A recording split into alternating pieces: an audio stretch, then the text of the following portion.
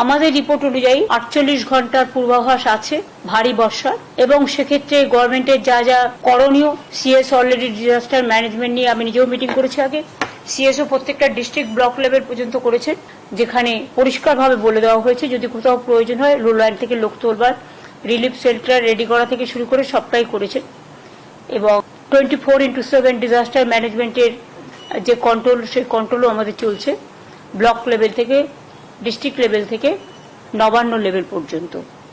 সুতরাং সমুদ্রে যাওয়া মৎস্যজীবীদের বারণ আছে, সতর্ক করা হয়েছে, এবং যারা সমুদ্রে স্নান করতে যান বা সাঁতার কাটতে যান তাদের সমুদ্রে যেতে বারণ করা হয়েছে, যেহেতু দুর্যোগের একটা পরিভাষা রয়েছে।